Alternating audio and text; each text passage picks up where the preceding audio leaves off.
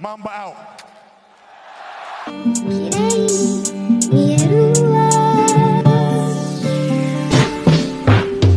Drippin', saucy, yeah, bitch, I do this often. My bitch is bad, she always in office. Don't got the tags on running my body. Can't see the pads, I'm living too fast. With 20 my dash, I'm up, but I lost him. He wanna brag, I emptied his bag and took what he had. Don't care what it cost him. Then he broke, he turned to a hoe. I seen him before, the shit is exhausting. Ran on a hoe, I wanna be known. The stage of my soul, you Randy Moss. What's the viral controversy nowadays? And today we are doing an episode on the Los Angeles Lakers and our thoughts on them. Nothing really too broad, nothing really too bold. What do we think of the Lakers and their playoff hopes going into the postseason? Darius, obviously, since I did the intro, you starting us off, man. Well, Aiden, thank you very much. Now, Aiden, when you look at the absence of LeBron James, his longest absence of his career due to injury, and the Lakers, without LeBron, they ranked 30th in offensive ratings. And that even includes when Anthony Davis was coming back after a 2-month hiatus due to an Achilles injury, I assume. So you're looking at the Lakers here. I'm looking at guys like LeBron, who before the injury was averaging 25 points, looking at AD before the injury and including after the injury, he's averaging around 22 points. But I'm looking at guys coming off the bench for Aiden, multiple sports networks, talking about ESPN, I'm talking about Fox Sports, assume that the Lakers had the biggest offseason. Looking at the additions that they had, look at Dennis Schroeder, Montrezl Harrell, Andre Drummond in the middle of the season, Ben McLemore, Marc Gasol, Wesley Matthews, and others.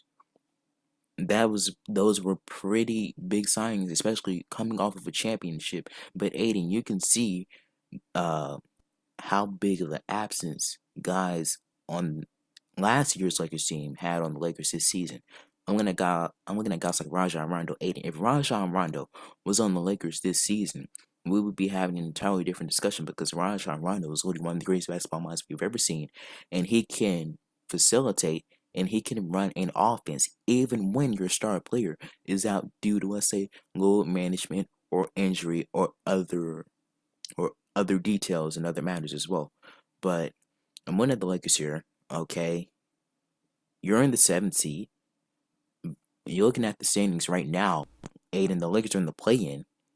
And looking at the standings right now, they will be going up against Golden State during that first round. That 7-8 seed play-in tournament matchup. And I do believe, especially with LeBron coming back, I believe Wednesday night against the Knicks, I do believe the Lakers will eventually win that game and solidify themselves in 7th place. And they will possibly be going up against Phoenix because they're in 2nd seed, right? You know, the number 1 seed in the West is pretty much flip-flopping between Utah and Phoenix. I'm looking at how the Lakers are right now. The Lakers, if I'm Frank Vogel, if I'm Rob Pelinka, if I'm Jeannie Buss, I'm LeBron James, and if I'm Anthony Davis, I would want to play in the play-in. Because look, if you move to the 6th seed, you're facing the Clippers. I do believe, from a roster standpoint, I do believe the Clippers are a more difficult team than Utah and Phoenix. There's pretty much not a possibility, especially with the amount of games the rest of the regular season has, that the Lakers could move up to the 4th, 5th seed. And they pretty much lost their chance because looking at the 4th, 5th seed, it would pretty much be in the first round of the playoffs. Let's say Denver versus Dallas. All right, so they already locked their spots in pretty much based on the amount of losses the Lakers have. Of course, the losses that Brooklyn has, and of course, the losses that, let's say, Golden State has as well. So when at the Lakers here, I would want to match up against Utah and Phoenix because I do think with the health, not even 100% LeBron James, because you look at the comments LeBron James had a couple of days ago, about him probably not being back to 100% the rest of his career. Even with, let's say, maybe a 90% LeBron James and a 93% Anthony Davis, I do believe the Lakers can still beat Phoenix, even with CP3 having a so-called MVP run and Devin Booker having a phenomenal regular season campaign. I'm looking at Utah too. Mike Conley and Donovan Mitchell have been out for multiple games, multiple days, and multiple weeks. So look at the chemistry for Utah. Even though they were clicking that first half of the season, they have been falling off the spectrum. They have been falling off the face of the NBA and have been falling off the face of NBA media over the past couple of weeks and the past couple of months as well. So The Lakers would want to be in that play-in tournament. If I'm the Lakers, I do not want to see Kawhi Leonard. I don't want to see Paul George, and I don't want to see Rajon Rondo either in the first round of the playoffs. I don't want that. If anything, I want Portland going against that. If anything, I want one of the easiest matchups possible going into the first round from LeBron James. And one of the easiest matchups are either, I believe, in my mind, as an NBA fan, Utah, Phoenix, or Denver. You can't face Denver because Denver and Dallas are pretty much locked in the 4th, 5th seed in the Western Conference. So it's pretty much between Utah and Phoenix. And I don't see them falling down to 8th place. I don't see them losing the first playing game to Golden State. So they're pretty much locked in for this, in my mind, the 7th seed for the remainder of the season. So I expect them to playoffs, possibly Utah, Lakers, or Phoenix. The Phoenix Suns versus the Los Angeles Lakers. If I'm LeBron James, you need to get the identity back in this team. You need to get the identity back in the team. Montrezl Harrell, all right, he's averaging, I believe, around 14 points per game, putting up 6.3 boards as well. Dennis Schroeder, who was in NBA safe and health protocols due to the COVID contact tracing and COVID testing as well. But the main factor why the Los Angeles Lakers are this low in the standings Kyle Kuzma. All right, can we talk about Kuz for a second? I mean, what in the hell is going on here, Aiden? I remember when we had a discussion about LeBron and AD both being out. And we said if the Lakers want to solidify their spot in the playoffs, Kyle Kuzma had to be that guy. And based on the amount of points and the amount of playtime Kuzma is getting, Kuzma really isn't a third option. He's just a role player for the Lakers. What contribution has he had for the Lakers ever since LeBron and AD left? Let me tell you, none. He's had the same amount of contribution to the Los Angeles Lakers as much as Jared Dudley and Aiden. The last time I heard, Jared Dudley has played 11 games on the season. So that's it. I'm looking at guys like Taylor Horton Tucker.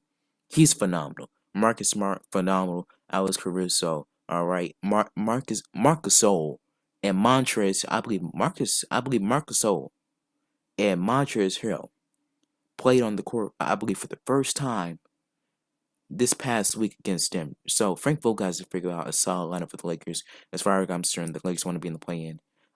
Easiest matchup is going to be Utah versus Phoenix. That's all I have to say. Lakers need to find their identity, and they need to find it fast. LeBron, get back, man. That's all I have to say.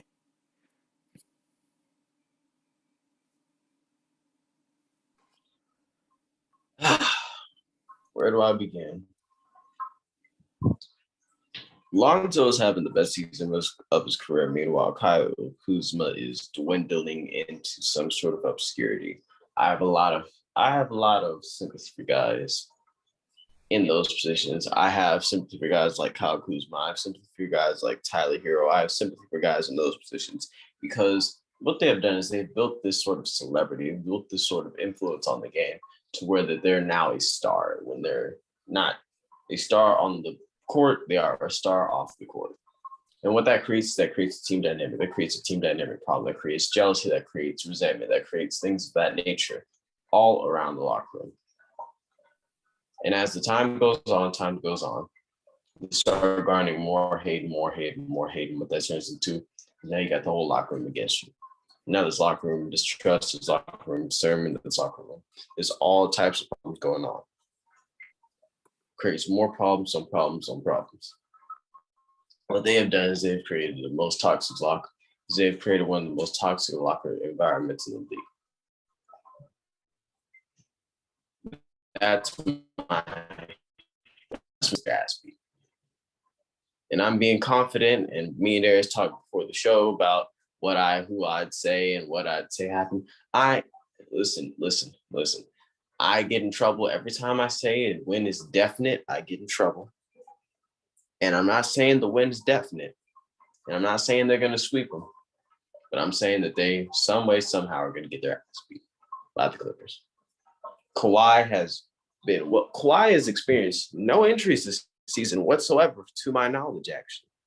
This has been a first full healthy season for Kawhi in God knows how long. Paul George, same way. Rajon Rondo's on that team. They have a complete bench. right? They're looking good. They're looking pretty good. I am concerned for the Lakers, somewhat concerned. I'm also looking kind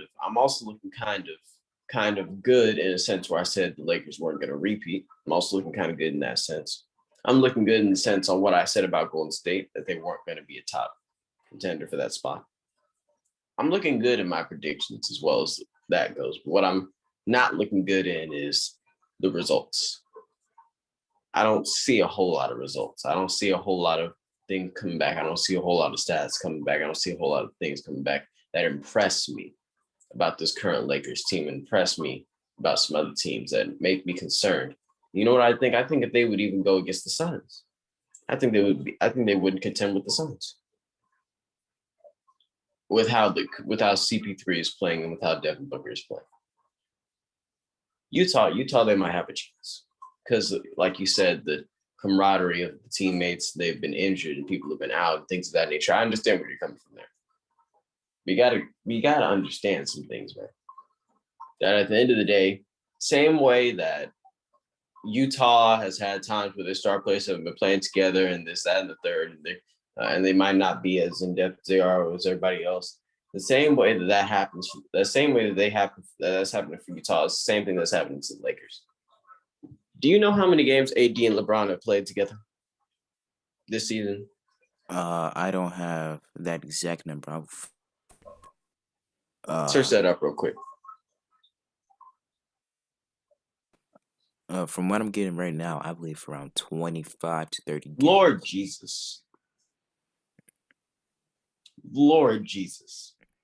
That you want to talk about them being not in sync together. That's not in sync together. I know they're friends, things of that nature, but you can't replace in-game time with simply being friends with a person. You gotta be on the court, you gotta be practicing, you gotta be having live in-game sessions with that player. You can't replace that type of time. And I'm seriously concerned about the Los Angeles Lakers going into the playoffs because I don't know.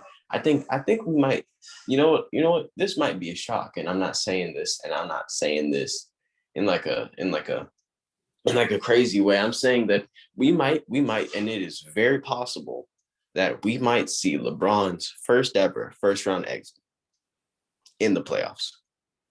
That is a very possible scenario that might happen this year. You never know because we have so many questions and we're concerned about this and we're concerned about that. And we keep getting what if scenarios and Schroeder's not playing. No, they don't. We got dudes who are healthy and they got LeBron coming back off injury, AD who damn near didn't even play half the season. And we got guys, and we got Kyle Kuzma who's underperforming even though we thought he was going to come into his own. And we got just so many questions about this team. I don't know what to say here. I truly don't know what to say. Like I say, like I'm like when it comes down to the GOAT conversation things and things of that nature, I'm not usually on LeBron's side, but I have the utmost respect for LeBron. When it comes to talking about the top big men in the league, I have the utmost respect for AD. When it talks of becoming one of the best role players in the league, I respect Dennis Schroeder. But good God, it's not looking great. I mean, Aiden, like looking at Phoenix, you look at from a roster standpoint, clearly LA is definitely has the advantage when you like compare and contrast the matchups between Phoenix and the Lakers or Utah and the Lakers. All right, Utah. Donovan Mitchell, Rudy Gobert, a Defense Player of the Year candidate. Looking at Mike Conley, first-time All-Star, Joe Ingles. I do believe they added Derek Favors to the roster during the offseason, but Phoenix, CP3, yeah, he's so-called MVP candidate to some.